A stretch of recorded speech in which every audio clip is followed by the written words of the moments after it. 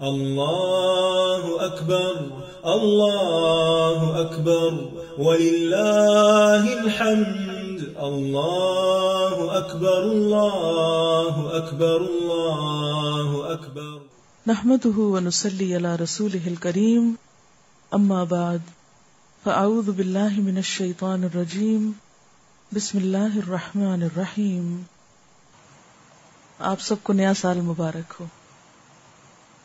کیوں اتنے خوف زدہ ہیں؟ کیا نئے سال کی مبارک نہیں دی جا سکتی؟ مبارک کا مطلب ہے کہ اللہ تعالیٰ آپ کے لیے یہ سال برکتوں والا کرے، آپ اس سال میں بہت اچھے اچھے کام کریں، خوب نیکیاں کمائیں، اللہ کے قریب ہوں.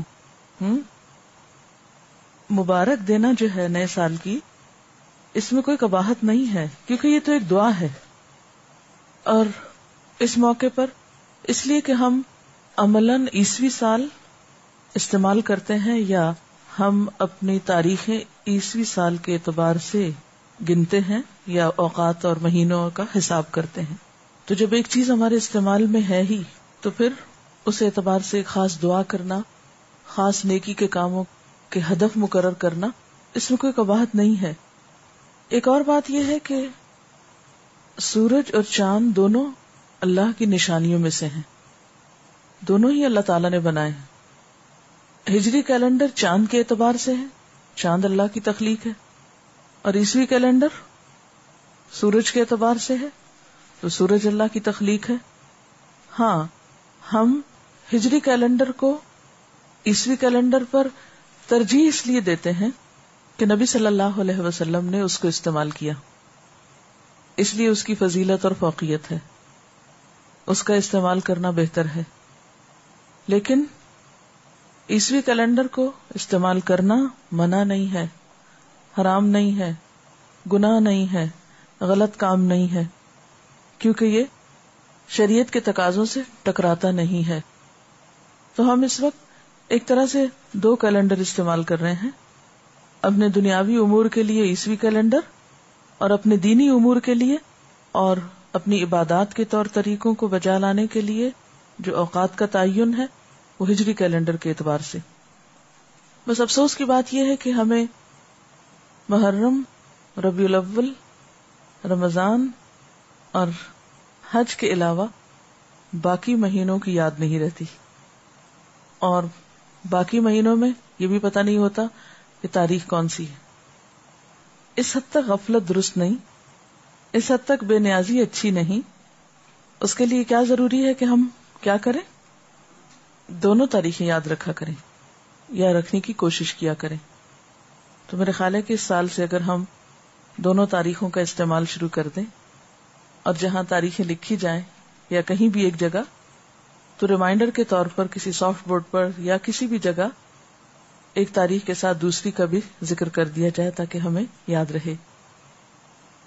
اگر ہم کچھ سنتوں کو فالو کرنا شروع کر دیں تو میرے خیال ہے کہ ہجری کیلنڈر پھر فراموش نہیں ہو سکتا، بھول نہیں سکتا.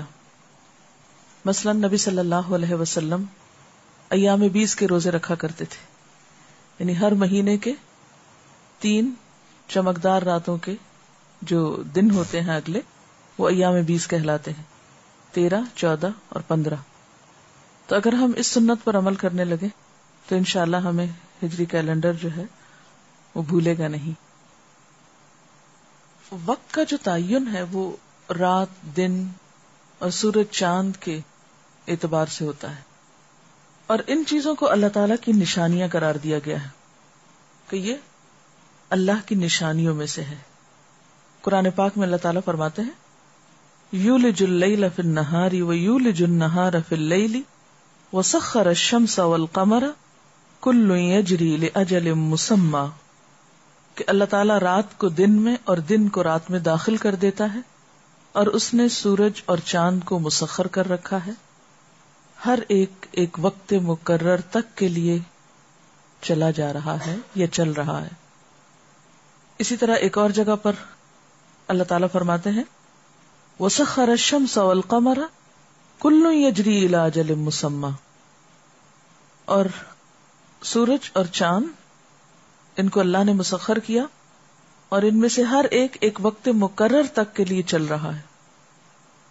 یعنی اگرچہ سورج چاند اوقات بتانے کے لیے ہیں، لیکن ان کا اپنا بھی ایک وقت مقرر ہے، وہ خود بھی ایک وقت کے پابند ہیں. دن اور رات کا تصور کیا ہے؟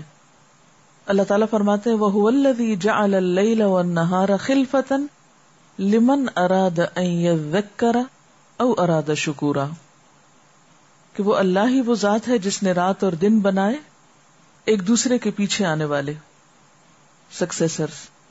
لمن اراد ان یذکر، ہر اس شخص کے لیے جو چاہے کہ نصیحت حاصل کرے، او اراد شکورا، یا وہ ارادہ کرے شکر گزار ہونے کا. تو گویا ایک دن کے گزرنے کے بعد ایک اور دن کا مل جانا، رات کے بعد دن کا آنا، دن کے بعد رات کا آنا، یہ اللہ تعالی کی نشانیوں میں سے ایک نشانی ہے.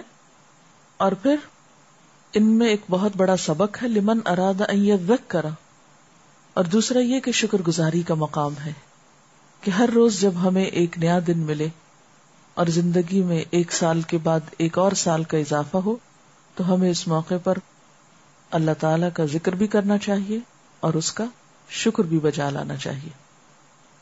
ذکر اور شکر کا احسن ترین طریقہ کیا ہے کہ انسان سب سے پہلے اپنی عبادات میں پابندی اختیار کرے. ہر مہینے کے آغاز کا حساب رکھنے اور سالوں کا حساب رکھنے کے لیے جو کہا، تو اس میں نیت اور ارادہ کیا ہونا چاہیے کہ انسان اپنے فرائض کو ادا کرے. یعنی دن اور رات میں جب تبدیلی ہوتی ہے تو نمازیں، اسی طرح مہینوں کی تبدیلی میں زکوٰۃ، روزہ، حج.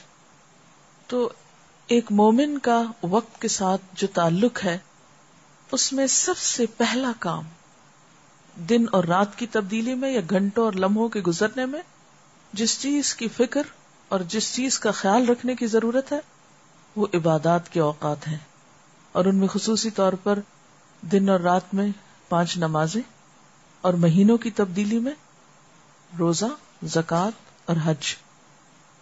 اگر آپ نیکی میں دور تک جانا چاہتے ہیں تو تنہا نہیں جا سکتے.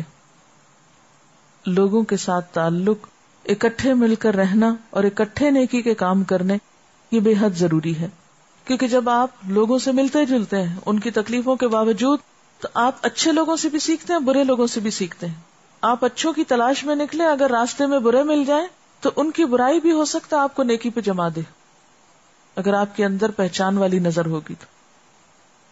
پھر آپ نکلیں اور حرکت کریں لوگوں کی مدد کے لیے.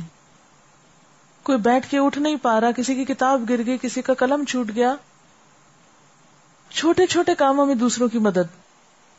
اپنی شخصیت کو ہر دم، ہر لمحہ خدمت کے لیے تیار رکھیں کہ چھوٹی چھوٹی چیزوں میں راہ چلتے کسی نہ کسی کی کچھ نہ کچھ مدد. یعنی گھر میں کچھ ہے تو وہاں سے دے دیا، پیسوں سے مدد کر دی، سفارش کر دی جا کے کہ یہ شخص اس چیز کا ضرورت مند ہے، اس کی مدد کر دو. کہ من نفس عن مؤمن کربتا من کرب الدنیا نفس اللہ عنہ کربتا من کرب یوم القیامہ. جس نے کسی مومن سے دنیا کی مصیبتوں میں سے کوئی مصیبت ہٹا دی، اللہ تعالیٰ اس کی قیامت کی تکلیفوں میں سے کوئی تکلیف ہٹا دے گا. اور پھر من کان فی حاجت اخیہ کان اللہ فی حاجتہ، جو اپنے بھائی کی حاجت میں ہوتا ہے، اس کی ضرورت پوری کرتا ہے، اللہ اس کی ضرورت پوری کر دیتا ہے. اور لوگوں کی ضروریات پوری کرنے کے لیے دل کی وسعت بڑی ضروری ہے کہ آپ کا دل بڑا ہو. اور یہ ضروریات صرف ان لوگوں کی پوری نہ کی جائیں جو آپ کے آس پاس ہیں، جو آپ کو اچھے لگتے، کوئی بھی ہو، اس سے کوئی فرق نہیں پڑتا کہ وہ کون ہے. کیوں؟ اس لیے کہ آپ کسی شخصیت کی مدد تو نہیں کر رہے، کسی نام کی مدد تو نہیں کر رہے. آپ کس کی مدد کر رہے ہیں؟ اللہ کے نام پر کر رہے ہیں. اس سے کیا فرق پڑتا ہے کہ وہ لینے والا کون ہے؟ ایک بہت ہی خوبصورت حدیث ہے، طبرانی نے اس کو اپنی اوسط میں روایت کیا ہے اور حاکم نے کہا ہے کہ صحیح الاسناد ہے، بہت ہی خوبصورت. نبی صلی اللہ علیہ وسلم نے فرمایا وَلَأَن يَمْشِي أَحَدُكُمْ مَعَ أَخِيهِ فِي قَضَاءِ حَاجَتِهِ، تم میں سے کوئی شخص اپنے بھائی کے ساتھ اس کی ضرورت پوری کرنے کے لیے چلے، یعنی کسی کی مدد کے لیے جب تم میں سے کوئی نکلتا ہے وَأَشَارَ بِإِصْبَعَيْهِ، اور آپ نے اپنی 2 انگلیوں کے ساتھ اشارہ کر کے سمجھایا کہ اس کا یہ عمل افضل ہے، بہتر ہے، من ان یعتکف فی مسجدی ھذا شہرین، میری اس مسجد یعنی مسجد نبوی میں 2 مہینے اعتکاف میں بیٹھنے سے زیادہ افضل ہے اجر کے اعتبار سے. تو یہ ہے وقت کا استعمال. پھر اسی طرح نیک لوگوں کی مجلس تک جانے کی کوشش، نیک لوگوں کی مجلس تک پہنچنا، کیونکہ انسان تنہا تو اس کو پتہ ہی نہیں چلتا کہ اس نے اچھا کیا یا برا کیا جب تک اس کے سامنے کوئی مثال نہ ہو. نبی صلی اللہ علیہ وسلم نے 5 باتوں کا حکم دیا، جن میں سے ایک کیا تھی؟ لوگوں کے ساتھ اکٹھے رہنا، لزوم الجماع. امام اوزاعی کہتے ہیں کہ 5 چیزیں جن کی صحابہ کرام بہت حفاظت کرتے تھے یا جن کا اہتمام کرتے تھے، ان میں نمبر 1 لزوم الجماع، اجتماعی زندگی اختیار کرنا، سب کے ساتھ مل کے رہنا، اکٹھے رہنا، یعنی جماعت کو لازم سمجھنا. نمبر 2 اتباع السنہ، ہر کام میں سنت کی پیروی. نمبر 3 عمارت المسجد، مسجد آباد کرنا. اور نمبر 4 تلاوت القرآن، قرآن کی تلاوت یعنی کثرت سے کرنا. اور پھر نمبر 5 والجہاد فی سبیل اللہ، اللہ کے راستے میں جہاد کرنا. آج آپ دیکھیں انٹرنیٹ پہ جو چیٹ ہو رہی ہے، سب سے زیادہ پاکستان سے، یعنی جو ریشو ہے وہ سب سے زیادہ پاکستان کا نمبر 1 ہے، جہاں کی یوتھ جو ہے وہ چیٹ میں لگی ہوئی ہے. گھنٹوں گھنٹوں لوگ بیٹھے رہتے ہیں کمپیوٹرز پر وقت ضائع کرنے. کبھی سوچیں تو حاصل کیا ہوتا ہے. کسی انسان کے پاس بیٹھ کر تو پھر بھی انسان سمجھے، یعنی انسان کو انسان سے ایک انس ہوتا ہے، لیکن ایک مشین کے ساتھ بیٹھ کے جو گھنٹوں گزرتے ہیں اور اس میں اوقات ضائع ہوتے ہیں، نمازوں میں تاخیر ہوتی ہے، حقوق میں کوتاہی ہوتی ہے، فرائض میں غفلت ہوتی. کبھی انسان سوچے تو کیا ہے، محض خواہشات نفس کی تکمیل اور وقت کا ضیاع. جب تک ہم اپنا احتساب خود نہیں کریں گے، جب تک ہم خود اپنے ساتھ سچے نہیں ہوں گے، کوئی شخص ہمارے لیے کچھ نہیں کر سکتا. تو اس لیے ہم سب اپنا اپنا حساب کریں.